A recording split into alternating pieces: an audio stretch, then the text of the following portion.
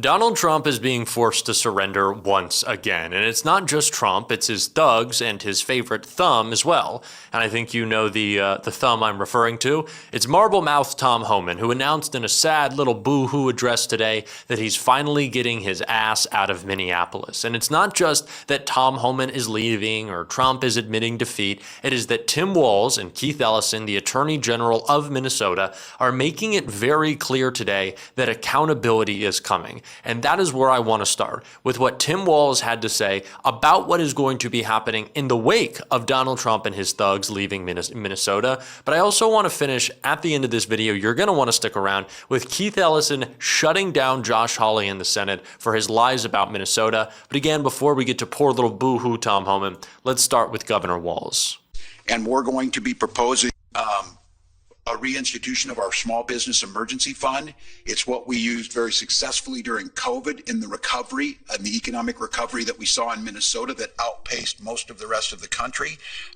We're going to be proposing a first-time $10 million one-time targeted loans, forgivable loans that we know, and I want to be very clear, is a very small piece of this, but what I am going to challenge as we get ready to start here in a few days, the legislative session, this legislative session needs to be about recovery of the damage done to us. I am also asking our team, I'm going to make appeals to our federal delegation. The federal government needs to pay for what they broke here. There are going to be accountability on the things that happened, but one of the things, the incredible and immense costs that were borne by the people of this state, the federal government needs to be responsible. You don't get to break things and just leave without doing something about it. So we're going to be asking the federal delegation to be investing and doing the things necessary. We have been in contact with federal leadership as a negotiation is happening right now on DHS funding and all of the things that we have an expectation, whether it be the investigations, whether it be going forward, no masks, because this, I got to tell you, one of the things, and I'm in contact with a lot of my colleagues, both at the federal level with the Senate and the House, but especially governors. I don't want these folks showing up somewhere else and doing this. So the changes that need to be made, the investments that need to come back, they need to show, they being the federal government and they being this administration, they need to do more. But I'm not going to hold my breath that the federal government's going to do the right thing. What I am going to do is I'm going to bet on the people of this state.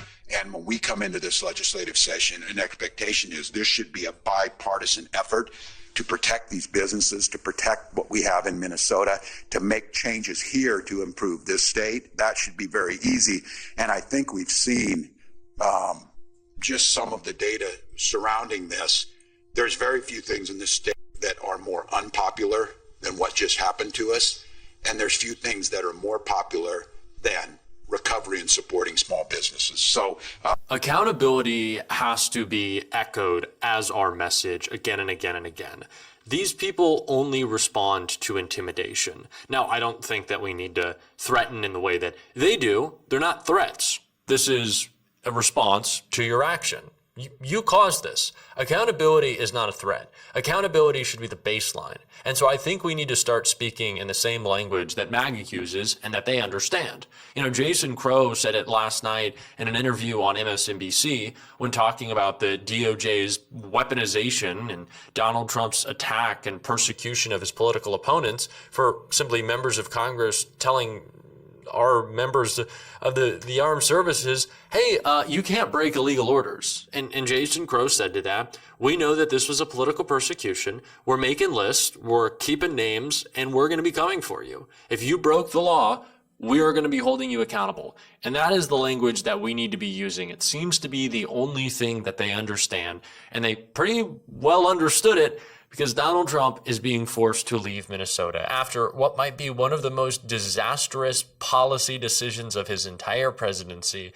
The time that Donald Trump's thugs spent in Minneapolis have certainly spelled the end of any popularity that Donald Trump will ever have on his immigration agenda. And it's why him and Tom Homan are tucking their tail between their legs and heading home. Trump surrenders as ICE and surge in Minnesota. President Donald Trump's border czar Tom Homan says ICE agents are pulling out of Minnesota as part of a significant drawdown following weeks of chaos. The top immigration official insisted that the buildup of agents in the state, which led to the killing of 2 U.S. citizens, was a success. Really? But nonetheless said the surge operation will wind down. I have proposed, and President Trump has concurred, that this surge operation conclude. A significant drawdown has already been underway, and this week, and will continue through the next week, Homan said at a press conference. It was an anticlimactic conclusion to a controversial, I think that's an understatement, operation that scarred a community and led to widespread backlash across the country. I think it is important to keep in mind why this happened in the beginning. It is because Donald Trump wanted to tell a lie and push a narrative about Somali fraud throughout Minnesota. Because our economy is crumbling, due to Donald Trump, his tariffs, and his tax cuts for billionaires, Donald Trump needed to shift the blame. He wanted you to believe that it was Somalis that were the reason that you can't afford groceries, not tariffs on our biggest trading partners. That is the lie that Donald Trump tried to tell. It is why ICE originally went into Minneapolis. Donald Trump wanted to take a state with very, very successful social programs and a business track record better than almost any other and turn it into this right-wing joke, saying that Minnesota was a broken state falling apart. It was never true. And that is why it is so important that Keith Ellison, the AG of Minnesota, essentially went to war with Josh Hawley today in the Senate, defending his state, shutting down his talking points. You're going to want to watch every second. It got so bad for Josh Hawley, Rand Paul told him to shut up. Why'd you do it? Why'd you help him? Are you going to let me answer? Please, we're all ears. So first of all, you're cherry picking quotes out of there. Why did you help him? I thought you were going to let me answer. Why did you help him? Are you going to let him? me answer?